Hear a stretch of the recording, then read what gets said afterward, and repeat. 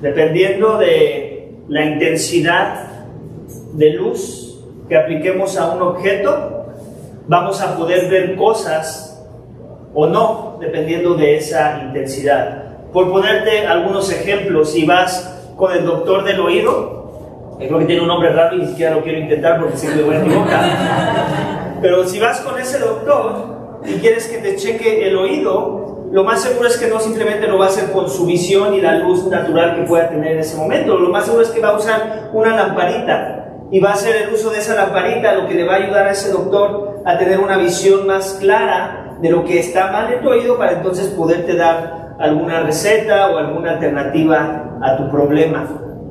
Lo mismo sucedería si, por ejemplo, eres, como me pasa a veces a mí, a mi familia, que llegas tarde al cine. ¿Alguna vez te ha pasado que llegas tarde a la función y ya todas las luces se apagaron y pareces como Topito, vas entrando ahí y estás tratando de descifrar dónde están los escalones? Entonces, por la gracia de Dios, ahora ya hay celulares, entonces sacas tu celular, pero tú sabes que sin la ayuda de la luz de tu celular, tardarías más en llegar al lugar que te asignaron cuando compraste los boletos. También otro ejemplo puede ser la misma luz del sol. ¿Qué pasaría si no tuviéramos la luz del sol? ¿Te has puesto a pensar en ello? Si esa estrella gigante que Dios ordenó en los cielos no estuviera ahí, no habría nada de luz y no podrías ver ni a 10 centímetros de distancia afuera con la luz, la luz que sería la luz natural. No existiría la luz natural, no podrías ver nada, estarías totalmente nublado y ciego a todo lo que está a tu alrededor. Yo soy de las personas que me gusta ver documentales de la Segunda Guerra Mundial y en uno de esos documentales vi el testimonio de unos soldados que dan su experiencia de lo que experimentaron cuando la bomba atómica fue arrojada, y el testimonio que ellos dan es que su general o jefe, quien sea que era el que estaba sobre su mando, les dijo que cuando fuera el conteo y ya la bomba, fuera el estallido de la bomba, ellos tenían que cubrirse los ojos. Tenían que cubrirse los ojos porque de otra forma la intensidad del brillo que iba a mostrarse, la explosión de la bomba, les podía lastimar los ojos. Pero hubo unos curiosos que no hicieron caso y de todos modos como que se asomaron sus miradas entre sus dedos para ver pues qué era lo que iban a ver, ¿no? Y básicamente fue un shock lo que vieron. ¿Por qué? Porque no solamente vieron una luz súper intensa, sino que esa misma luz que reflejaba los objetos, incluyendo sus compañeros de guerra, era tan lúcida, era tan brillante y poderosa que podían ver las venas de sus compañeros, que todo lo que está en el interior, debajo de la piel, ellos podían visualizar. ¿Debido a qué? A la intensidad tan fuerte que provocó la explosión de la bomba atómica. Entonces, ¿me entiendes más o menos la idea? Como cuando hay oscuridad o hay un objeto y lo expones a la luz, depende de la intensidad de la luz, nos va a revelar algo que la luz promedio no nos dejaría ver. Bueno, ¿por qué te digo todo esto? Bueno, pues porque hay unas tinieblas tan densas y oscuras dentro de los hombres, que para que sean alumbradas y se revele lo que hay dentro, se requiere de una luz muchísimo más radiante que muchas bombas atómicas juntas y detonadas al mismo tiempo. Es una luz que es necesaria para exponer las profundidades del pecado que mora en los corazones de los hombres. El hombre de esa luz es Jesús. Y cuando somos expuestos a esa luz, entonces las tinieblas en las que vivíamos se disipan. Nuestro pecado es expuesto y como consecuencia buscamos refugio en Él para caminar en luz. La consecuencia de no ser expuesto a la luz de Jesús es la muerte. Y te traigo noticias que yo sé que no son tan nuevas, porque ya lo sabías. Todos vamos a morir, pero no todos moriremos en nuestros pecados. Solo aquellos que no reciban la luz de Jesús morirán en sus pecados.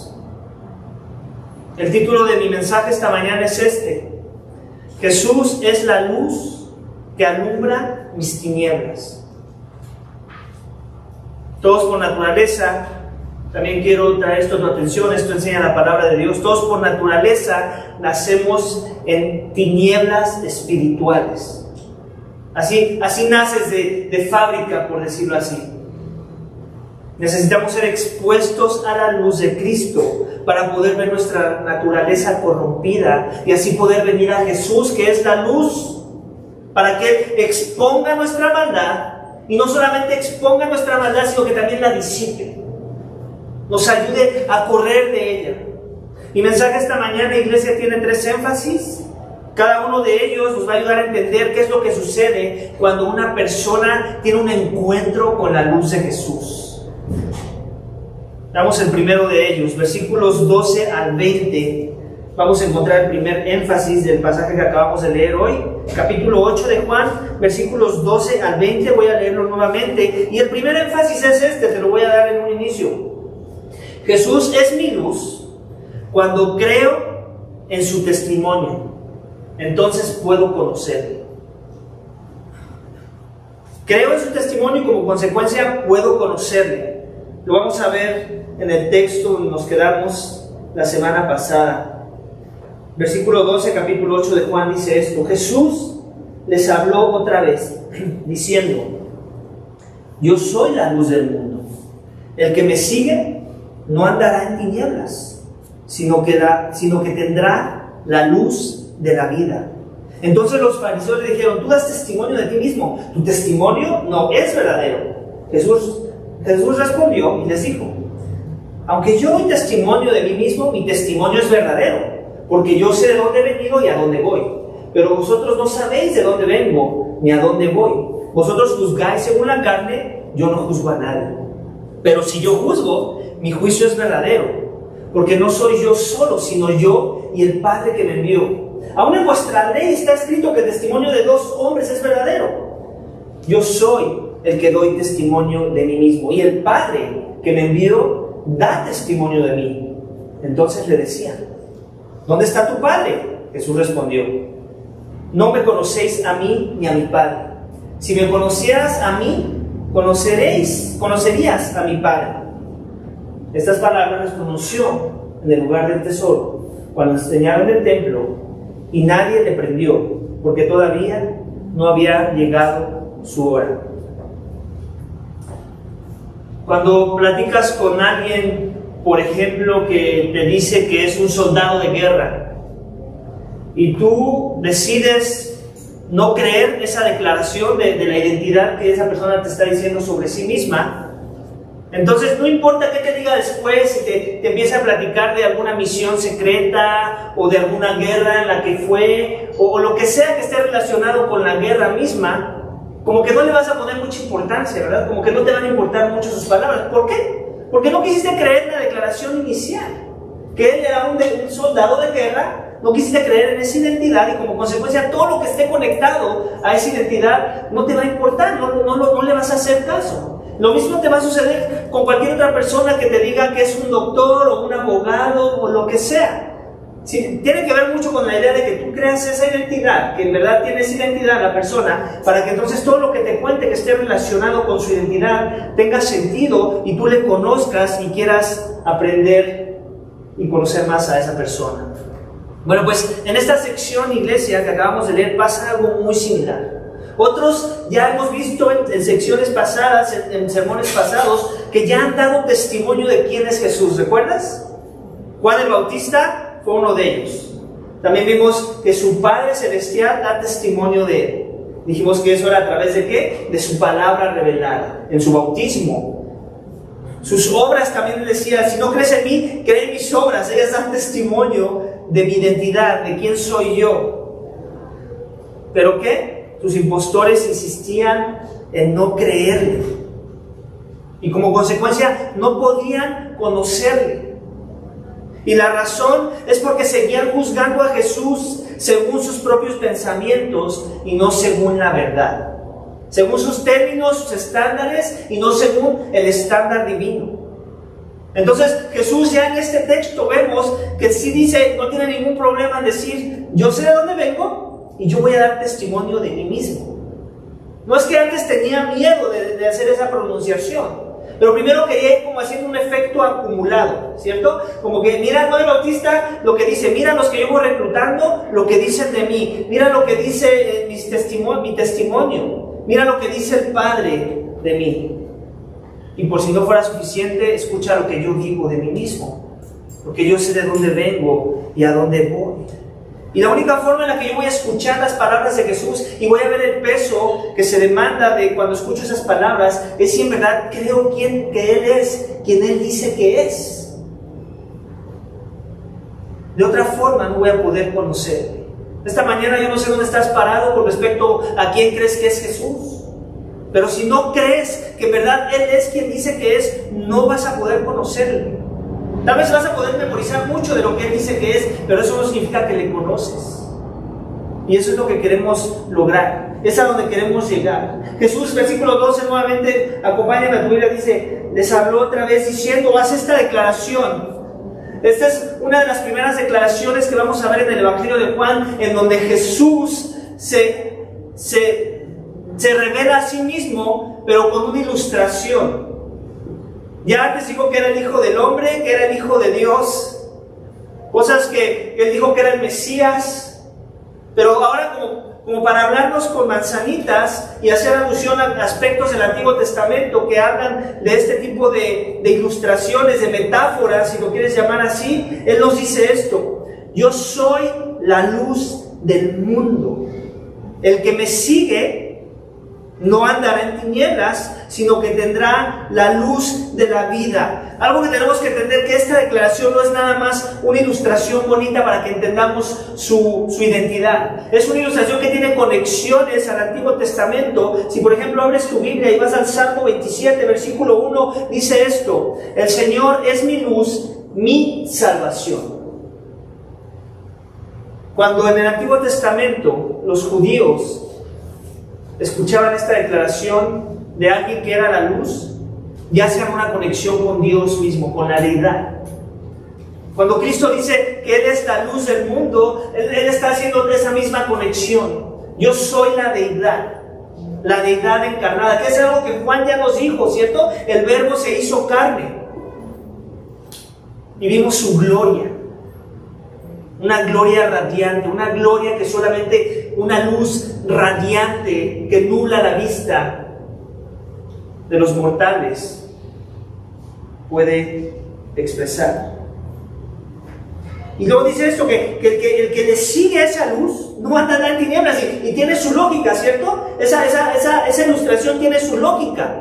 Si oscureciéramos esta parte del cuarto y esa parte se quedara con las luces, lo más seguro es que nosotros íbamos a poder tener una visión menos clara de lo que está a nuestro alrededor. Pero si caminamos y avanzamos a donde sí están las luces, entonces vamos a poder ver mejor las facciones de cada uno de nosotros, ¿cierto? Tal vez los pendientes que traes, algún detalle de tu ropa, lo que sea, algún lunar que te caracteriza.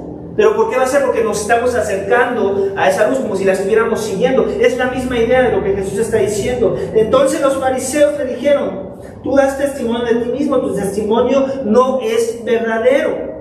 Jesús le respondió y les dijo: aunque yo doy testimonio de mí mismo, mi testimonio es verdadero, porque yo sé de dónde he venido y a dónde voy, pero vosotros no sabéis de dónde vengo ni a dónde voy. Esto es algo que Él ya ha hablado, no es un tema nuevo. Es algo que ellos ya están familiarizados, pero ellos son oídos sordos. No quieren. Y hace alusión a lo que Jesús ya dijo en un inicio, que las tinieblas no le conocieron. ¿Por qué? Porque amaron más las tinieblas que la luz. Entonces, si tomas más algo que es contrario a la luz, y la luz te dice algo de su persona, no importa cuánto te hable de la realidad de su persona, tú amas lo contrario a eso y como consecuencia eres oídos sordos a todo lo que tenga que decir aquel que dice que es la luz. ¿Por qué? Porque no quieres creer en su testimonio, porque amas esas tinieblas de las que crees que te sacias, las que crees que en verdad es la satisfacción de la vida, donde encuentras llenura. Jesús está diciendo: estás mal. Yo sé quién soy. Yo doy testimonio de mí mismo. ¿Por qué? Porque yo sé de dónde vengo. Él ha experimentado esa morada, una morada en los cielos. donde en la relación que tenía con su Padre era luz inaccesible, que solamente la Trinidad, un Dios trino, puede experimentar. El Hijo, una de las personas de la Trinidad. Dice, vosotros, aquí está hablando del juicio. ¿Recuerdas que vimos la semana antepasada, me parece, que Jesús dice, juzguéis con justo juicio? Jesús sigue con esas. No creas que él no viene a juzgar. Él sí viene a juzgar, lo va a hacer con justo juicio, pero aquí dice, vosotros juzgáis según la carne, yo no juzgo a nadie. Ahí no está diciendo que, no, perdón, se equivocó, no juzgues con justo juicio. Lo que está diciendo es, yo no juzgo según tus criterios, según la carne, según tu forma y tu estándar de juzgar las cosas. Así yo no juzgo. Entonces, por eso es que yo no juzgo a nadie, en tus categorías. Hay otras categorías, y más adelante lo vamos a ver, donde Él sí juzga. Él dice, y si yo vengo y juzgo, mi juicio es verdadero. Él sigue hablando de que no hay ningún problema con juzgar, siempre y cuando lo hagamos con justo juicio, según el estándar divino.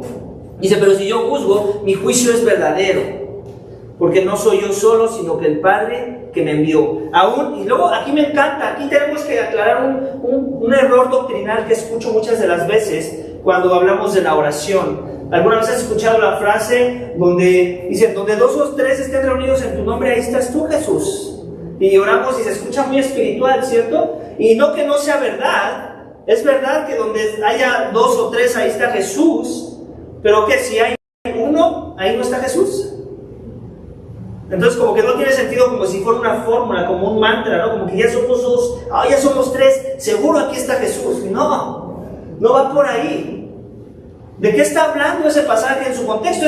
Ese pasaje está en Mateo, donde está hablando de lo que significa la disciplina bíblica, donde está hablando lo que significa juzgar a una persona por su pecado, donde 2 o 3 están de acuerdo de ver ese mismo pecado, y si esa persona escucha que le están trayendo la atención su pecado, debería estar escuchando la voz de Dios, como si Dios estuviera usando a esas personas como instrumento para traer la atención su pecado. Entonces, en el contexto es pecado, en el contexto es juzgar las obras de alguien.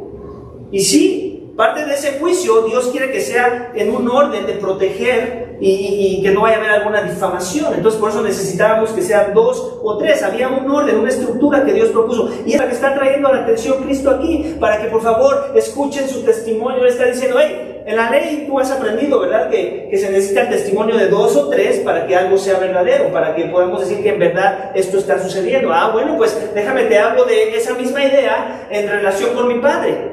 Yo doy testimonio de mí mismo y adivina qué, tengo a un segundo. Ese es el Padre. Eso debería ser suficiente para que tú veas mi testimonio como genuino y verdadero. De eso está hablando Jesús. Y está usando la misma ley que ellos exaltan y que ellos dicen que Jesús vino, no está honrando. Es lo que Él está usando. Les está ayudando a interpretar la ley de formas correctas. Dice, en vuestra ley está escrito que el testimonio de 2 hombres es verdadero. Yo soy el que doy testimonio de mí mismo, y el Padre que me envió da testimonio de mí. Ahí están los 2. Entonces le decían, ¿dónde está tu Padre? Jesús respondió, no me conocéis a mí ni a mi Padre. Si me conocieras a mí, conocerías también a mi Padre. Nuevamente, ellos siguen viéndolo como un mero hombre terrenal. Seguramente en su mente están pensando, ¿dónde está tu Padre? Seguramente es ese que ya se murió. Que lo más seguro es que para entonces José ya está muerto. Que es José, su padre que lo adoptó, por decirlo así, su padrastro. Pero Jesús no estaba hablando de ese Padre. Jesús está hablando de su Padre en los cielos. Ya lo ha venido haciendo desde pasajes muchísimo más atrás, tiempo atrás. Y ellos insisten en querer verlo como una persona meramente horizontal. Su testimonio no lo quieren reconocer como lo que Él es, el Creador mismo, el Hijo de Dios, el que viene de los cielos, el pan de vida que Dios envió al mundo para que nosotros pudiéramos saciar nuestra hambre espiritual. La luz misma que vino a este mundo para que las tinieblas de nuestros corazones pudieran ser removidas. Pero la razón por la que no podemos ver eso y reconocer su identidad, para entonces poder reconocer, es porque nuestras tinieblas son tan densas y tan profundas que no podemos ni siquiera considerar la posibilidad de la identidad de Jesús en nuestros corazones. ¿Dónde estás parado tú esta mañana? ¿Qué tan densas son esas tinieblas? Yo no sé dónde estás parado con respecto al testimonio de Jesús. No sé si llevas años escuchando sobre Él, o si estás desde el inicio de la plantación de esta iglesia, o si apenas comenzaste a escuchar de Jesús porque iniciamos una serie de Juan al inicio de este año para conocer aspectos de su persona. Pero cualquiera que sea tu caso, la pregunta que te tengo esta mañana es esta: ¿conoces a Jesús, pero le conoces en sus términos? ¿Conoces a su Padre? O Jesús diría: no conoces a mi Padre porque no me conoces a mí todavía. Tal vez conoces de mí, pero no me conoces a mí. Hay una gran diferencia entre conocer de Jesús y conocer a Jesús. Conocer de Jesús es información, conocer a Jesús es relacional. ¿Has creído en su testimonio? ¿En verdad has creído? ¿Te ha ayudado eso a iniciar una búsqueda insaciable de su persona, para conocerle más, para profundizar en quién es Él? Este que dijo que era la luz, la deidad misma. Aquel que dijo que era Mesías. En el libro de Isaías, también tenemos dos pasajes clave que deberían de ayudar a la audiencia original a ver no solamente su identidad de Jesús como deidad, como ya vimos en Salmo 27:1, sino también en Isaías 42:6, lo puedes anotar. Dice esto: yo soy el Señor, en justicia te he llamado. Está hablando de su Mesías, de su Redentor. Este es el Padre. Te sostendré por la mano y por ti velaré. Y luego dice esto: te pondré como pacto para el pueblo, como luz para las naciones. Está hablando del Mesías, que Dios lo iba a sostener y que Él iba a ser luz. ¿Para quién? Para las naciones. ¿Por qué? ¿Qué viene implícito ahí? Que las naciones están en tinieblas, y todo morador de esas naciones vive en tinieblas. La única esperanza es que la luz de Cristo resplandezca en los corazones, y entonces ese pacto en su sangre sea lo que nos quede la esperanza de poder tener acceso a la luz inaccesible que es Dios. Otro versículo muy similar que habla ese lenguaje es Isaías 49, igual, versículo 6. Dice esto: dice: poca cosa es que tú seas mi siervo, para levantar las tribus de Jacob y para restaurar a los que quedaron de Israel. También te haré luz de las naciones, para que mi salvación alcance hasta los confines de la tierra. Ahí está otro versículo clave que hace alusión a la misma declaración que Jesús dice de su persona, que Él es la luz de este mundo, que vino a salvar a lo que se había perdido. Tenemos que entender que esa declaración que hizo Jesús de su persona no es cualquier ilustración. Tiene un peso muy fuerte teológico, que cuando lo escucha el judío de la época, se debió haber cimbrado su mente en ese momento y decir: ¿qué está pasando? ¿Qué tipo de declaración está haciendo esta persona? Jesús no tenía ningún problema en revelar su identidad, porque ya era momento de comenzar a ser más claro y específico en cuanto a su identidad. Él mismo daba testimonio. Así es que, ¿has creído en su testimonio? Si la respuesta a la pregunta es que no, es debido a que las tinieblas aún no han sido disipadas de tu persona. Tu pecado te impide ver la luz de Cristo para que le reconozcas como un Mesías, como un Salvador, como esa luz que alumbra tus tinieblas. Y la esperanza es que hoy no salgas de aquí igual, que algo suceda hoy a la luz de la proclamación de la palabra. El segundo énfasis de mi mensaje, iglesia, tiene que ver precisamente con esta idea de reconocer a Jesús como un Mesías, como un Salvador prometido desde tiempos antiguos, que los profetas profetizaron, como Isaías que acabamos de leer. ¿Para qué? Para que no mueras en tus pecados y entonces se revierta la maldición. El segundo énfasis, que tiene que ver con la sección 21 al 26 de nuestro texto, es este: Jesús es mi luz cuando creo que es Mesías, entonces no moriré en mis pecados. Él es mi luz cuando creo que Él es Mesías, ese Salvador, creo en su testimonio, y entonces como consecuencia, cuando eso en verdad ha pasado, no voy a morir en mis pecados. Porque déjame te digo algo, no sé si te llama la atención esta frase. A mí esta frase me impacta: morir en tus pecados. Suena fuerte, De por sí ya suena fuerte que vamos a morir, ¿cierto? Debería de entristecernos un poco la idea de la muerte. Pero después agrégale a eso morir en tus pecados. Deja que esa idea llegue a tu corazón. Un poquito, vamos a dar un poco de tiempo. Morir en tus pecados. Todos vamos a morir. Y muy probablemente, déjame te cuento esto, tendremos algo en común, que nuestros cuerpos van a ser metidos a un ataúd o van a ser cremados en un horno. No importa si eres rico o pobre, súper estudiado o apenas si acabaste la primaria, eso tienes en común con todos los hombres. Una caja, un horno. Lo único, escúchame bien, estas son las buenas noticias, lo único que separa tu muerte, si en verdad has reconocido la luz de Jesús, lo único que separa tu muerte de la muerte de la mayoría de los hombres es si cuando mueras, no mueres en tus pecados. Esa va a ser la gran diferencia. Y la única diferencia. Que no mueras en tus pecados.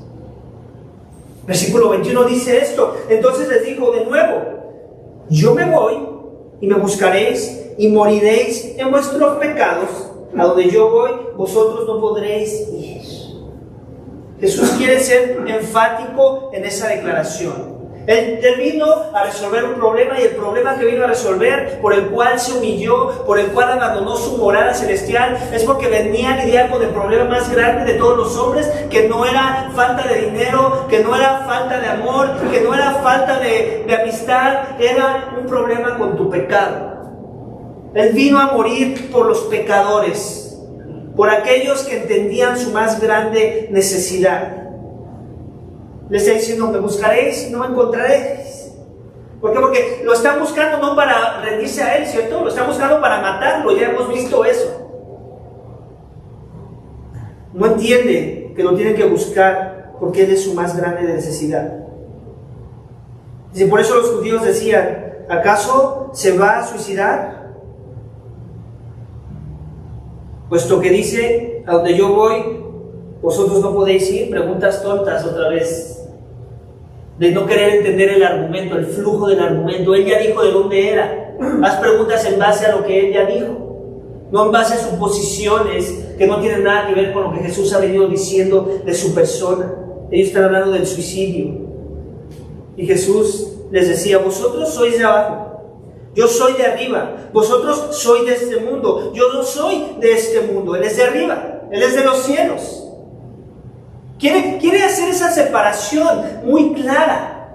¿Por qué? Porque el judío promedio de la época, ¿qué creía? Que ya tenía su lugar en los cielos. Somos descendencia de Abraham, somos hijos de las promesas. Yo ya tengo mi ticket al cielo, ya hice lo que tenía que hacer, ya cumplí las reglitas que hay que cumplir para ganar ese lugar en los cielos. Se creían vivos espiritualmente hablando, y Jesús les dice: no, mira, lo estás entendiendo todo mal. Lo que define si eres un vivo espiritual o un muerto espiritual tiene que ver con cómo me entiendas a mí o no, o me malentiendas. Y si no entiendes que el único que tiene acceso al cielo soy yo, y que no hay nada que tus fuerzas o tu moralidad o tus buenas obras vayan a lograr ese escalafón de llegar al cielo. Tiene que ver con la relación que tengas con mi persona. Tiene que ver con cómo entiendes mi identidad, cómo te humillas ante esa identidad. Y entonces podemos comenzar a hablar de vida en tu alma. Podemos empezar a hablar de que la muerte se va a revertir. La maldición de la muerte no va a caer sobre tu alma. Y les haces esa distinción. Ustedes son del mundo, que les quede bien en claro. Yo soy la deidad, ustedes son del mundo. Tenemos que entender que vivimos con nombres mortales y que nosotros mismos somos carnales, para entonces poder venir aquel que nos da la solución y resuelve nuestra mundanidad. Y ese es Jesús. Por eso os dije que moriréis en vuestros pecados. ¿Por qué? Porque como los del mundo, se comportan como los del mundo. Hacen las cosas que los del mundo hacen. Huelen como los del mundo huelen. Sus pasiones son como las de los del mundo. Sus tesoros están en el mundo. Lo que te llena es lo horizontal que ves en el mundo. Tienes que entender eso, que ese es un pecado muy grande, que has hecho del mundo tu ídolo, que tu adoración y tu alianza, tu fervor es hacia las cosas del mundo. Si no entiendes eso, entonces no vas a poder entender la más grande necesidad de venir a mí, a la respuesta a tus problemas, al que es de los cielos, al que sí tiene acceso a los cielos, a la puerta, como vamos a ver más adelante, a los cielos. Por eso os dije que moriréis en vuestros pecados. ¿Por qué? Porque el mundo merece la muerte. Porque si no creéis que yo soy, moriréis en vuestros pecados. O sea, más repetitivo no puede ser Jesús. 3 veces habla de la idea de morir en los pecados. Y ya hemos hablado antes de esto, que cuando un judío hace énfasis en una misma declaración es porque es muy importante. 3 veces, súper importante. Tan importante como cuando en Isaías vemos que se dice que los ángeles celestiales declaran que Dios es santo, santo, santo. Moriréis en tus pecados, moriréis en tus pecados, moriréis en tus pecados. Estás en aprietos. La solución no está en tus manos, porque tú eres del mundo. No hay mecanismos mundanos para poder ganar el favor de Dios. Necesitas algo supremo, algo que está fuera de ti, algo que no está en tus manos, algo que demanda que te humilles ante el Rey. Entonces le decían, ¿tú quién eres? Jesús les dijo, que os he estado diciendo desde el principio. Tengo mucho que decir y juzgar de vosotros. ¿Ya ven cómo sí juzgan? Jesús sí juzga. No juzga en los términos del mundo, sí juzga en los términos de Dios. Pero el que me envió es veraz, y yo las cosas que he oído de él, estas digo al mundo. ¿Qué cosas ha oído del Padre? Todo lo que el Padre tiene que decir, porque Él y el Padre uno son. Él y el Padre han vivido por la eternidad. Él y el Padre se conocen desde tiempos antiguos, desde antes de la misma creación del mundo. No hay nada que el Hijo vaya a decir que contradiga la voluntad del Padre, ya lo vimos, porque Él y el Padre tienen la misma misión, el mismo sentir. No hay nada que agregar a la voluntad del Padre, porque el Hijo mismo se somete a la voluntad del Padre. Jesús es mi luz cuando creo que es Mesías, entonces no moriré en mis pecados. Él habla de su testimonio. La pregunta es, quiero cambiar la pregunta.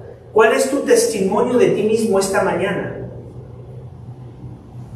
¿Eres del mundo o eres de Dios? Digo, todos vivimos en el mundo, que quede claro, pero aún Cristo dijo, estos que son míos están en el mundo, pero no son de este mundo. Lo vamos a ver más adelante. Y le pide al Padre que nos guarde del mundo, de los peligros del mundo, de las tentaciones del mundo, de las pasiones del mundo. ¿Eres tú del mundo o eres de Dios? ¿Sigues en tinieblas o ha llegado la luz a tu vida? ¿Eres de los que si mueres hoy, vamos a poner este ejemplo y créeme que te deseo muchos años de vida, pero vamos a hacer esta suposición. Si murieras hoy en un infarto, ¿morirías en tus pecados? ¿O morirías con la esperanza de la verdad que has creído por el rescate de un Mesías que te vino a salvar de tus pecados, para que no murieras en tus pecados, sino para que vivieras en verdad, para que fueras resucitado de tu muerte espiritual? Pero es porque has reconocido tu bancarrota espiritual.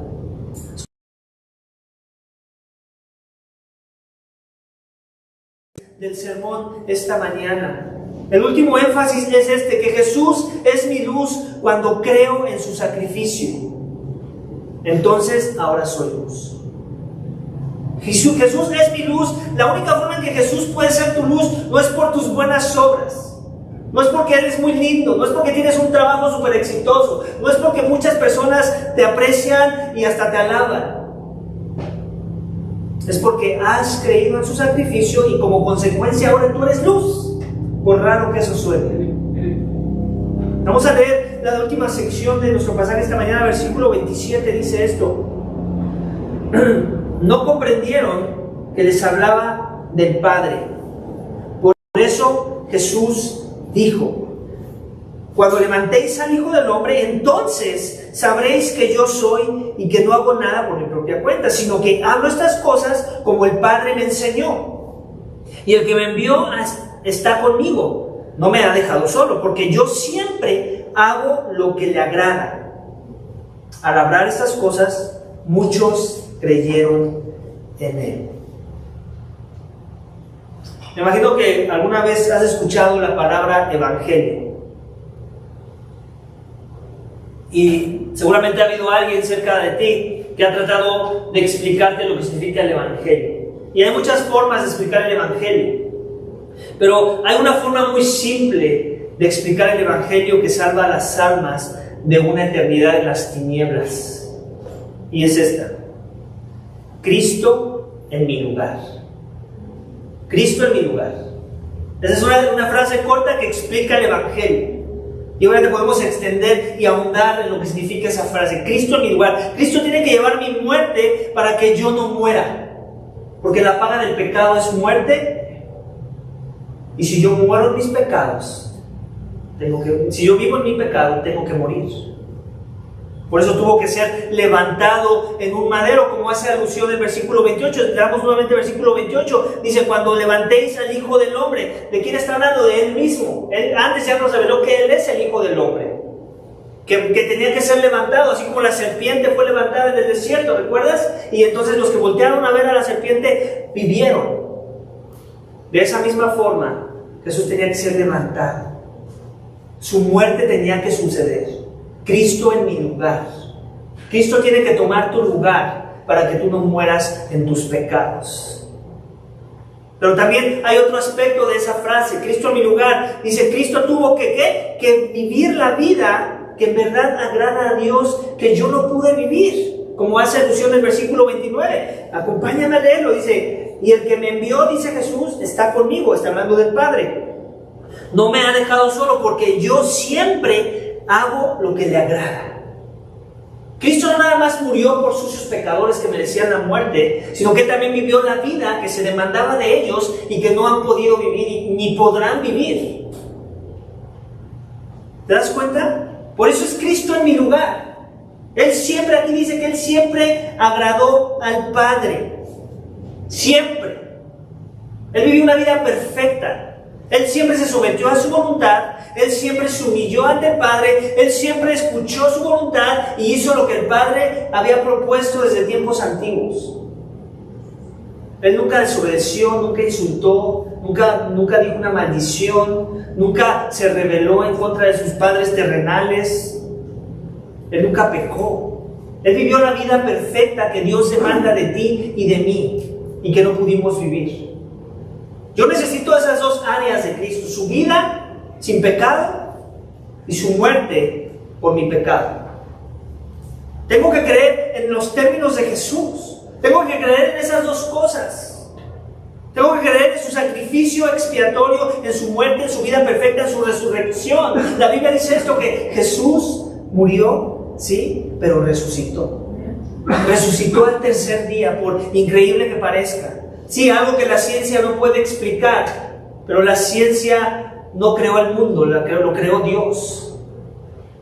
Y Él resucitó al tercer día. ¿Para qué? Para que la luz alumbre tus tinieblas, para que alumbre mis tinieblas, y entonces podamos entender en verdad esta vida.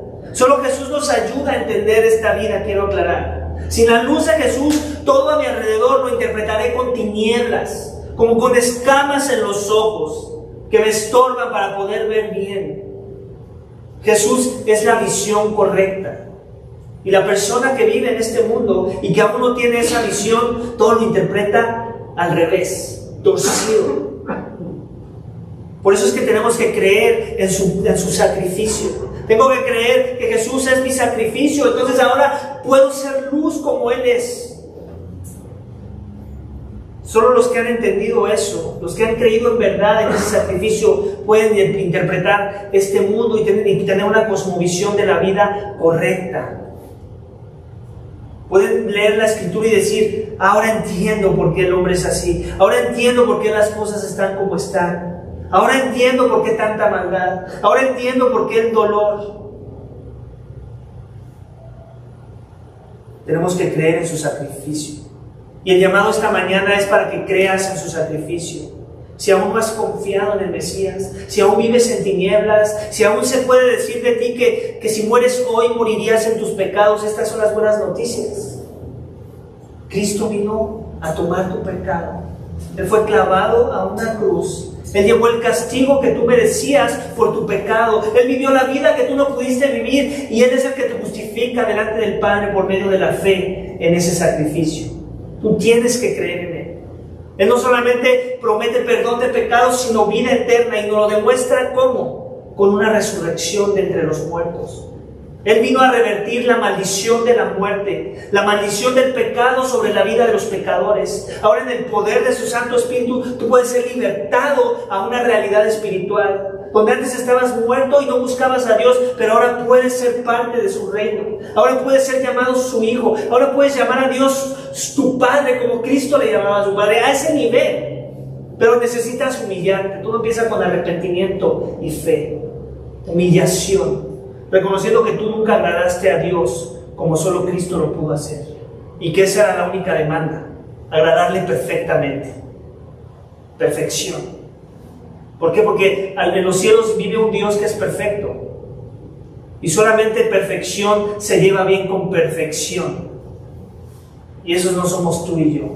Pero Dios, en su misericordia y amor, envió al que era perfecto para morir por los imperfectos, para hacer una obra perfecta, y que en esa obra perfecta fuera suficiente para que pudiéramos alcanzar un lugar en la perfección, un lugar en los cielos. Ese es Cristo Jesús. Él es el que remueve tus pecados porque los llevó en la cruz. Él es el que cuando mueras, aunque mueras, vivirás, porque Él es la vida misma. En Él estaba la vida, dice al inicio Juan, en Él estaba la vida, y la vida era la luz de los hombres. La luz que Él dice que es, la luz del mundo. Jesús, iglesia, en el Sermón del Monte, le dice a sus discípulos que ellos son la luz del mundo. ¿Recuerdas? Te voy a leer el pasaje, es Mateo 5. Mateo 5, versículo 14 dice esto: vosotros sois la luz del mundo. Una ciudad situada sobre un monte no puede ser oculta, o no se puede ocultar. ¿Te das cuenta de lo que está pasando aquí? Jesús primero hace esa declaración que vuela a la mente del judío promedio de la época, que Él es la luz, o sea, que Él es Jehová, y que Él es el Mesías prometido, el que viene a traer libertad a los que vivían en tinieblas. Y después de revelar su identidad, esos que comienzan a creer en Él, les dice esto: hey chicos, ustedes son la luz del mundo. ¿Cómo eso? Tú eres la luz del mundo, Señor. No. Ustedes son la luz del mundo. ¿Cómo eso? Bueno, no es en tus fuerzas. Es el Espíritu Santo, que el mismo Espíritu que resucitó a Cristo de entre los muertos, es el Espíritu que se le da a su pueblo ahora. No solamente para creer en Él, no solamente para rendirnos a Él, sino para ahora caminar en sus pasos. Para poder revelar en la forma en la que vivimos la identidad de un hijo del reino. Ese es el nombre que le da Jesús a alguien que en verdad ha creído en Jesús. Como consecuencia, ahora podremos ser una extensión de esa luz que Jesús es en pensamiento y en conducta, en obra. Es como si Jesús fuera esa fuente de poder, y nosotros pudiéramos ser esa clavijita que se enchufa a esa luz, para entonces nosotros también poder tener ese mismo poder. Pero mientras estemos conectados a la fuente. Al final, iglesia, en versículo 30 vemos que nos dice que al hablar estas cosas muchos creyeron en Él, ¿cierto? Y seguimos viendo ese lenguaje de Juan: creer en Jesús, cree en Jesús y vivirás. No creas y vas a morir en tus pecados. Pero también hemos visto en capítulos anteriores que muchos creían en Él, pero también después veíamos cómo muchos se apartaron de Él. Entonces, no nada más es creer que existió, no nada más es creer que es un buen gurú. No nada más creer que era alguien bueno que hace que las personas vivan vidas buenas. Jesús no vino a que viviéramos vidas buenas. Él no vino, aunque bueno, hay una extensión de eso que es verdad. Él vino primeramente a esto, a que los muertos vivan. Vino a resucitar a muertos espirituales. Y son solo aquellos que dan evidencia de la luz en sus vidas los que pueden decir que en verdad creyeron. Los que viven vidas que manifiestan la justicia de Jesús. Que al igual que Jesús no harán nada por su propia cuenta, como Él decía que no lo hacía. Ni hablarán por su propia cuenta, porque la gloria no les pertenece a ellos, le pertenece a Dios. Sino que se someterán a Jesús, a sus términos de reino, se someterán a una iglesia local sana que se enfoca en la gracia y exalta la centralidad del Evangelio para salvación, no por obras para que nadie se gloríe. Vivirán las implicaciones de ese Evangelio que han creído, para que la luz del Evangelio que han creído brille en sus vidas y adornen ese Evangelio, esa profesión de fe. ¿Sientes el peso de ser la luz? ¿De las demandas del reino? Si dices que eres un ciudadano del reino de Jesús. Dices que has creído en su sacrificio, argumentas que eres salvo por el Evangelio. ¿Cuánto de la luz del Evangelio está alumbrando tu vida esta mañana? ¿Eres luz o eres tinieblas? ¿Te sometes a la enseñanza de Dios como Jesús se sometió? ¿Vives en comunión con el Padre como Jesús vivió? ¿Agradas a Dios en un contexto de miembro sano de una iglesia local, como Jesús agradó a su Padre en el contexto de mezclarse con hombres pecadores a los cuales llamó sus discípulos y que lo único que merecían era la muerte, mas sin embargo les dio vida en su nombre? ¿Vives para Jesús en todo lo que haces? ¿O separas tu vida en dos tipos de devoción? La devoción a las cosas religiosas y la devoción a mis planes y agenda de vida. Decir que Jesús es la luz no es tan complicado en realidad. No basta con que leamos la Biblia. Si alguna vez no has llegado a esa conclusión, te reto, lee toda la Biblia. Y si al final Dios no habló a tu vida, entonces ya no hay más que hacer. No necesitas ser muy espiritual para llegar a la conclusión de que Jesús es la luz. Decir que yo soy la luz que Jesús dice que tú eres, si en verdad has creído, demanda más que palabras, iglesia. Es una vida consagrada a andar en la luz de Jesús que revela esa verdad. La consagración de tu alma. Una vida que refleja un caminar, una perseverancia, no perfección, porque el perfecto tuvo que morir por los imperfectos. Eso ya quedó claro. Pero sin perseverancia. Se nota que ese es un bombillo ahí lampareando, así como cuando tienes un foco de esos que lamparean y que hay que cambiar. Así somos los cristianos, sí, pero ya se ve un algo de luz. Se tiene que ver esa luz. Y si no se está viendo, si todos los que te voltean a ver lo único que ven son tinieblas, entonces, ¿qué demanda eso de ti? Que te arrepientas, que vengas a la gracia, en arrepentimiento y fe. Que Jesús te transforme de adentro hacia afuera. Que ponga la luz correcta en tu corazón. Iglesia, en el principio mencioné, ¿cierto?, que es la intensidad de luz a la que somos expuestos, la que nos ayuda a ver las cosas que la luz promedio no nos podría ayudar a ver. La esperanza, iglesia, es que Jesús se haya revelado tu necesidad más grande, te haya mostrado tus tinieblas, tu necesidad de Él.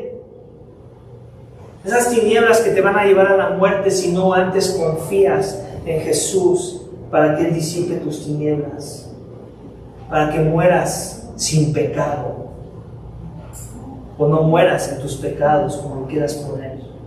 Así que esta es la esperanza, que si Jesús en verdad es tu luz, esta luz que Él puso en ti, que trajo a tu vida, se extienda en el poder del Espíritu Santo para que tu vida refleje el carácter y obra de Jesús, en tu relación con Dios, con tu prójimo y en particular con aquellos que son luz junto contigo. Mi oración esta mañana es que Dios te dé la gracia de analizarte a la luz del texto que vimos esta mañana, para que llegues a conclusiones sanas y verdaderas de quién tú eres con respecto a la identidad y testimonio de Jesús. Y que la consecuencia de eso sea que pases de tinieblas a luz por la gracia del Evangelio que ya hemos predicado hoy. Cristo en tu lugar. Acuérdate de eso. Es lo que necesitas para no morir en tus pecados. Vamos a orar para que Dios te dé esa gracia si aún no le conoces. Gracias por tu palabra. Gracias por el testimonio de aquel que es la luz. De aquel que dijo que el mundo vive en tinieblas y que la única esperanza para el mundo es Él mismo. Oh Señor, yo ruego por todo aquel que aún no le ha amanecido, que aún vive en la oscuridad de sus tinieblas por causa de su pecado, que aún ama más las tinieblas que la luz. Padre, que tú abras el entendimiento, Señor, que quites la venda de los ojos para que esa persona que escuchó tu palabra hoy se humille y reconozca que te ha despreciado, que no te ha agradado en tus términos, que no ha podido vivir la vida que tú demandas de los que tú creaste, que necesita venir a un refugio de aquel que es la luz y que necesita reconocer el sacrificio de aquel que vino a morir por aquellos que merecían la muerte, de aquel que vivió la vida de aquellos que no pudieron vivir según tus demandas, de aquel que resucitó para demostrar que en Él estaba la vida, que Él había venido a vencer la maldición del pecado, que era la muerte, a revertir esa maldición, que vino a revertir el poder del pecado sobre los pecadores, para que ahora aquellos que amaban las tinieblas amen la luz y caminen hacia ella, Señor. Oh Padre, yo ruego por todo aquel que esta mañana aún no te conoce, o que piensa que te conoce, pero que aún vive en tinieblas, Señor, quebrántalo. Muéstrale que aquellos que son hijos del reino son luz. Sí, una luz que lamparea, una luz que parece que tiene un falso contacto, pero nunca deja de ser luz. Oh Padre, ayúdanos a ser la luz. Ayúdanos a vivir como hijos de la luz. Porque tú dices que aquellos que hemos confiado en verdad en tu sacrificio, somos la luz del mundo. Ahora proclamamos las verdades de ese evangelio que nos salvó. Ahora vivimos vidas que reflejan que las tinieblas ya no son parte de nuestra vida. Y nos arrepentimos cuando pecamos. Ayúdanos a vivir vidas santas que representan el reino de la luz, un reino celestial, un reino de arriba, un reino de aquel que nos mostró la verdad, aquel que es el camino, la verdad y la vida, aquel que nos da acceso total al Padre por medio de sus méritos. Yo ruego por aquel que no ha confiado, que no se ha arrepentido, que no se ha querido humillar ante este mensaje. Padre, quebrántalo hoy. No permitas que pase otro día del Padre sin que tú seas su Padre en los cielos. Su más grande necesidad eres tú. Todo esto te lo pedimos y te damos gracias. En el nombre de tu Hijo amado Cristo Jesús. Amén.